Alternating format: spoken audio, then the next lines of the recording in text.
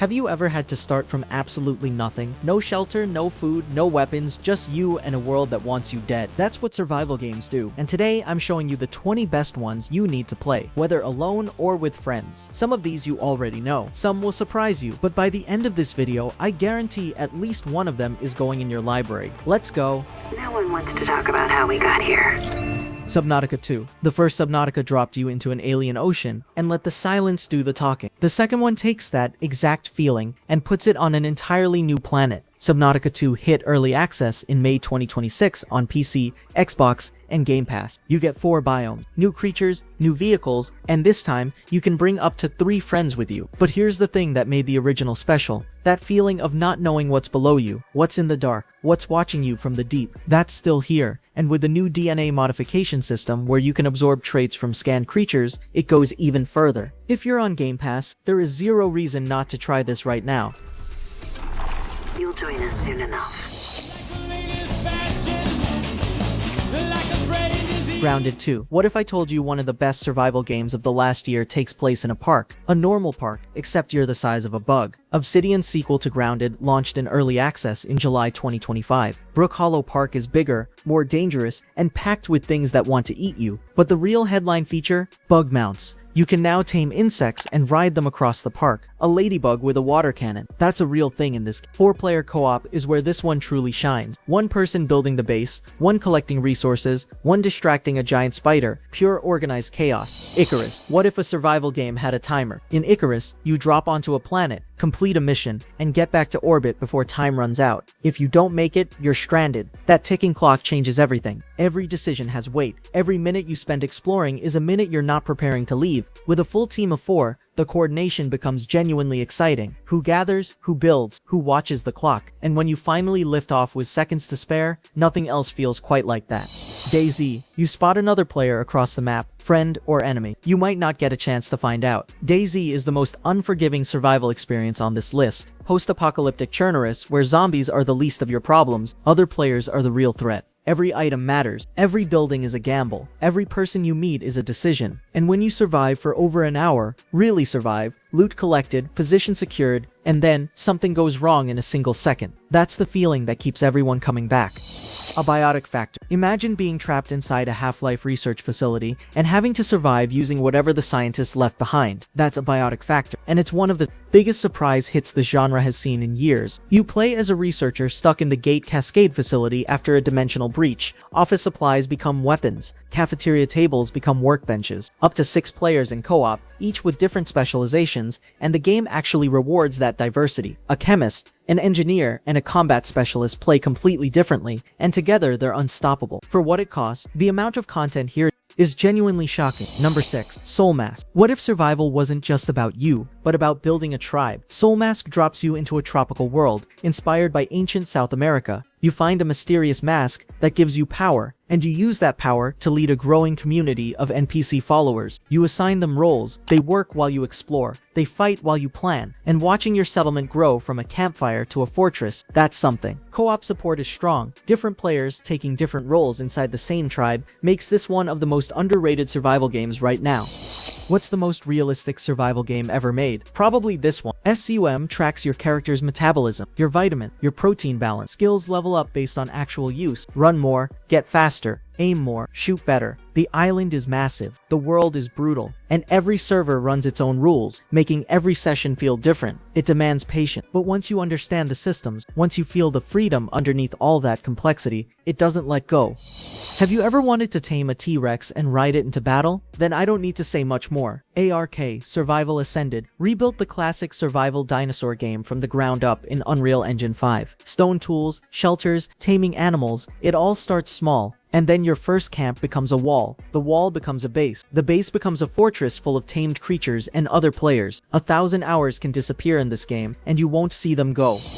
Rust. You wake up, naked, with a rock, and you get killed immediately. So you start again. Rust is the hardest PvP survival experience on this list. Everyone on the server is a potential enemy. The resources you gather, someone else might steal. The base you build, someone else might raid. But in that chaos, real moments happen. Strangers forming alliances, massive bases built overnight, server-wide wars that nobody planned. Rust is brutal and completely addictive because of it.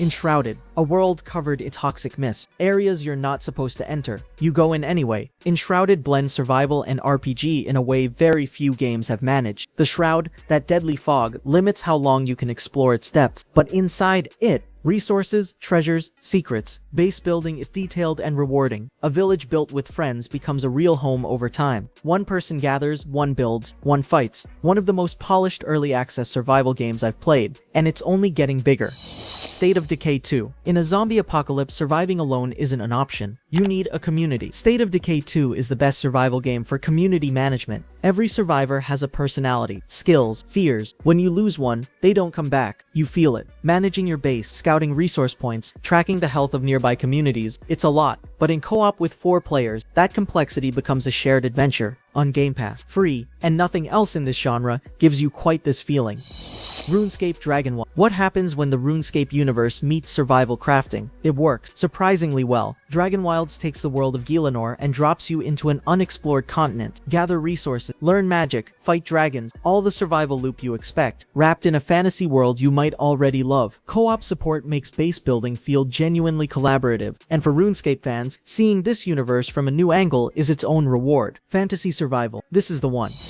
Number 13. Once Human. Another post-apocalyptic survival game? Not quite. Once Human sets you in a world where humans have mutated and the environment has mutated with them. Open world, crafting, PvP, and PvE mixed together. What makes it different is the seasonal system. Every season, the world resets, but part of your progress carries over. The weapon modification system is deep. Team coordination actually matters, and it's free to play. For what it costs, which is nothing, the amount of content here is hard to argue with. Valheim. Viking Purgatory. Sent there by Odin, not as a reward, as a test. Valheim became one of the genre's biggest success stories when it launched in early access. 6 bosses, each one unlocks a new biome. Each biome changes how you play. Crafting and building reach almost an artistic level. Here, you start in a wooden shack, you end in a Viking longhouse, and it happens naturally, over time, without you noticing. 10-player co-op on a shared world, made by a tiny team, over 8 million copies sold. Some games just earn it. Dune Awakening. No water, no shade, but there's spice beneath your feet. Dune Awakening drops you on Arrakis, and survival here means managing sun exposure, water reserves, and sandworm patterns. You pick a faction, Harkonnen or Atreides. That choice changes your alliances, your enemies, your entire experience. Flying a thopter, managing your stillsuit, watching a sandworm surface in the distance. For Dune fans, this is the game they've been waiting for. For survival fans, it's one of the most unique settings the genre has ever explored. Number 16. Pacific Drive. You're going to name your car, and you're going to mean it. Pacific Drive is survival through a different lens, a 1980s exclusion zone in the Pacific Northwest, an old station wagon, unexplainable anomaly, no way out unless the car keeps running. The door handle breaks, a headlight cracks, the brakes start dragging. You're fixing it in a parking lot while something moves in the trees. Most survival games make you gather resources. Pacific Drive makes you become a mechanic. The bond you build with that car, risking everything to save a rusted station wagon, is unlike anything else in this genre. No Man's Sky. An infinite universe, every planet different, and you decide what to do with it. No Man's Sky today is completely unrecognizable from launch. Hello Games rebuilt it, update by update for years. Exploration, survival, base building, story mode, multiplayer, mechs, space combat, all free update. Landing on a planet without knowing what you'll find: toxic atmosphere, crystal forest, underwater civilization. That surprise is something no other survival game can give you. Meet friends in space, build a base on a planet you named yourself, or just sit alone under alien skies and watch the stars. Both work. RimWorld. This isn't just a survival game, it's a story generator, and the stories it generates will surprise you. RimWorld follows survivors from a crashed spaceship building a colony on an alien world, but the AI storyteller writes the events, not you. Characters develop personality, traumas, relationships, and then one of them has a breakdown. another falls in love with a stranger, a third tries to escape. You didn't plan any of that. The visuals are basic, the depth is not. Frostpunk. You are the last city, and the snow won't stop. Frostpunk is survival at a community level. You manage the last human settlement in a frozen world. Coal to run the generator, workers to mine the coal. Workers who are freezing, getting sick, losing hope. And you pass laws, forced labor, or a promise of hope, censorship, or the truth. Every decision carries moral weight, and that weight builds and builds. This isn't individual survival, it's something heavier. What does it cost to keep people alive? Start at once, you will not stop until you have an answer.